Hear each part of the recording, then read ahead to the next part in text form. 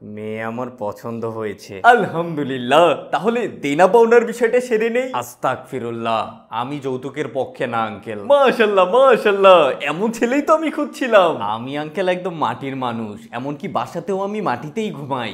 আচ্ছা আঙ্কেল, আপনার মেয়ের মাটিতে ঘুমাতে কোনো সমস্যা হবে না তো? তাও তো বাবা একটু কষ্ট হবেই। আচ্ছা, গিফট হিসেবে আমি তোমাদেরকে একটা ডাবল খাট কিনে দিচ্ছি, কি বলো? গিফট হিসেবে? যৌতুক না তো? না না, যৌতুক হতে যাবে কেন, গিফট। আহা, গিফটের আবার কি দরকার ছিল?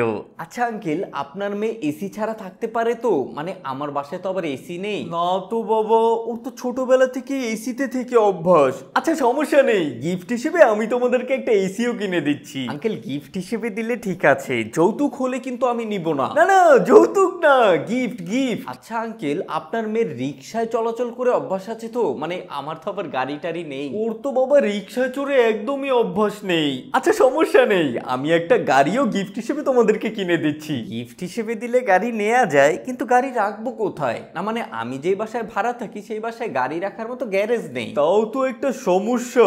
আচ্ছা, গ্যারেজ আছে এমন একটা বাড়িতে তোমাদের জন্য একটা ফ্ল্যাট কিনে দিচ্ছি। ফ্ল্যাট গিফট হিসেবে তো আঙ্কেল, তাই না? হ্যাঁ হ্যাঁ, গিফট। তাহলে ঠিক আছে, যৌতুক হলে কিন্তু আমি নিব না।